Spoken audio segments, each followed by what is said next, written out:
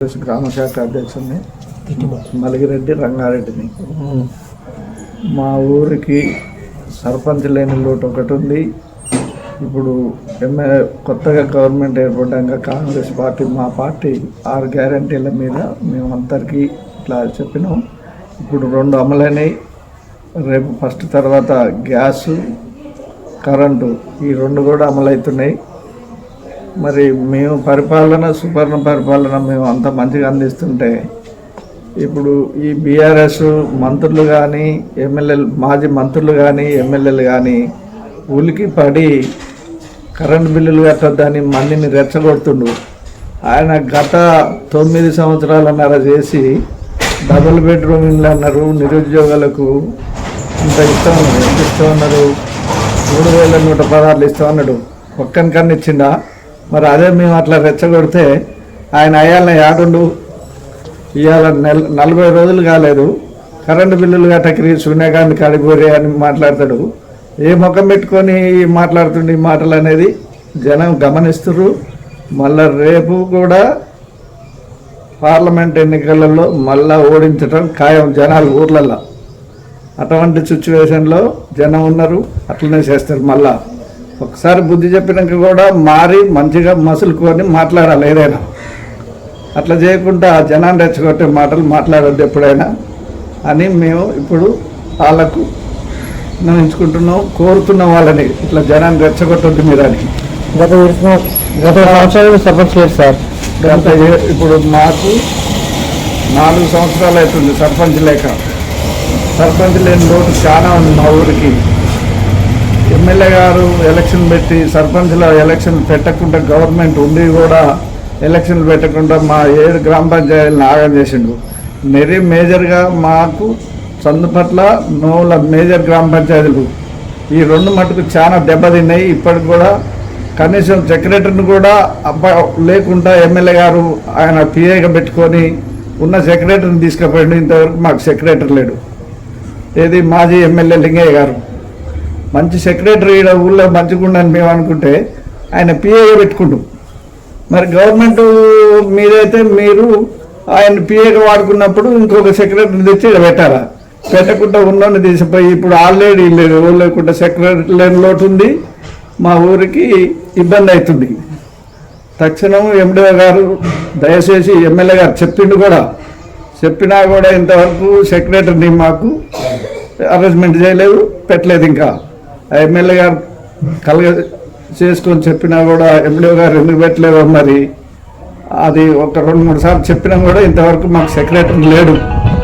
Secretary లేని లోటు కూడా ఇంకా బాగుంది. ఇప్పుడు అయితే మీకు దగ్గర బయలుదేరి మీరు నిర్ణయించారు సార్ గత ప్రభుత్వంలో ఒక్క ఇల్లు కూడా రాలేదు. పోయిన కాంగ్రెస్ గవర్నమెంట్లో రాజశేఖర రెడ్డి పీరియడ్లోనే దాదాపు 200-300 ఇల్లు కట్టినాం. మేము 100 ఇల్లు కట్టినాం దగ్గర గూడెలల్లా. కట్టుకున్నోనికల్లా ఏ పార్టీ చూడలేదు మేము ఆ రోజుల్లో. ఏ పార్టీ చూడకుండా కాంగ్రెస్ నుంచి అన్ని ఇల్లు కట్టినాం. ఈ 9 సంవత్సరాల నాలో ఒక్క ఇల్లు కూడా కట్టలేదు. ఒక్కరికి కూడా 3 ఎకరాల భూమి ఇవ్వలేదు. దళిత బంధు అని పెట్టి దళితుల ఇది చేసిండు. మళ్ళీ ఇంకోటి ఏంటంటే పనికిరాని రైతు వేదికలు ఇట్లాంటివి కట్టి నిధులన్నీ ఆగం చేసిండు. కానీ ఏం ప్రయోజనం లేదు. ఈ రైతు వేదికలల్లో ఎవరు ఏం చేస్తారు? ఏ ఆఫీసర్లు వచ్చి అలా ఉంటారు?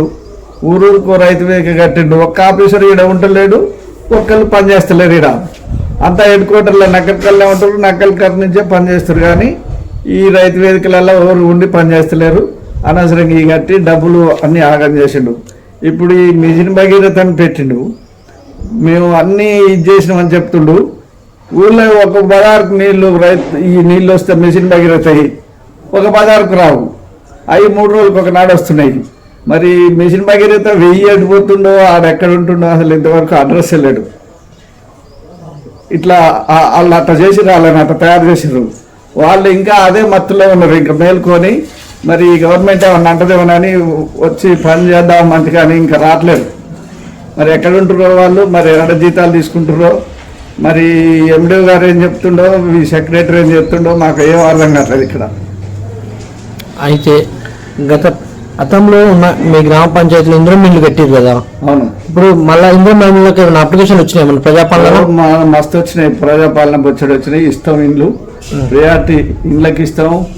రోడ్లు ఇప్పుడు తిప్పర్తి రోడ్డు నుంచి మల్లాపురం వరకు డబల్ రోడ్డు చేస్తాను మా ఎమ్మెల్యే గారు వాగ్దానం చేసిండు. అది చేసి తీర్తాడు. ఆడ బ్రిడ్జి ఒకటి ఉంది, కలవట్టు. అది ఎప్పుడు చెరువు నిండి వర్షాలు వచ్చినప్పుడు చెరువు నిండి అలిగిపోతే జనాలు పోరాట్లేదు. 5 సంవత్సరాలు ఎమ్మెల్యే లింగయ్య గారిని ఇది కట్టే అని మేము ఎంత బతిలాడినా కూడా దాన్ని పట్టించుకోలేదు. ఇప్పుడు మా ఎమ్మెల్యే వీరేశం గారు అది కట్టిస్తాను వాగ్దానం చేసిండు. పక్కా కట్టిస్తాని ఇప్పుడు దత్తత తీసుకుంటుండు మా సొంత పట్లకి. అట్లా చేసి చూపిస్తాం ఇక ఇప్పటి నుంచి. రానున్న సర్పంచ్ ఎలక్షన్లల్లో, ఎంపీ ఎలక్షన్లల్లో మీ గ్రామంలో ఏ పార్టీకి ఎక్కువ మద్దతు దొరికే అవకాశం ఉంది? కాంగ్రెస్కే. ఎప్పుడైనా కాంగ్రెస్కే. ఎప్పుడు పోయిన ఎమ్మెల్యే ఎలక్షన్లు కూడా 240 ఓట్లు కాంగ్రెస్కే.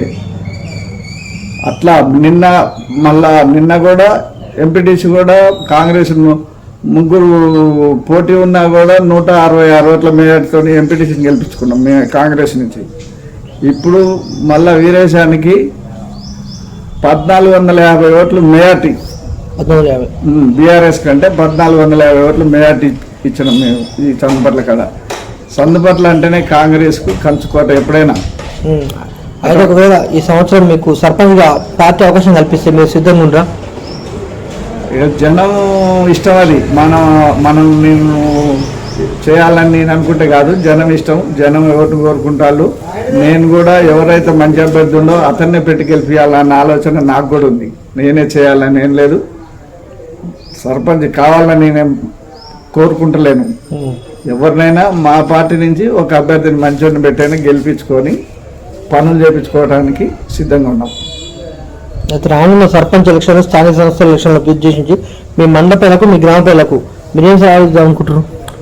మేము ఈ పథకాలన్నీ మేము మంచిగా చేస్తాము, పరిపాలన మంచిగా అందిస్తాము. నీళ్లు కానీ, లైట్లు కానీ, డ్రైనేజీ కానీ ఇట్లాంటివన్నీ మేము, కరెంటు లైట్లు కానీ ఇవన్నీ మేము మంచిగా పరిపాలన అందించేటట్టు మేము చూస్తాం.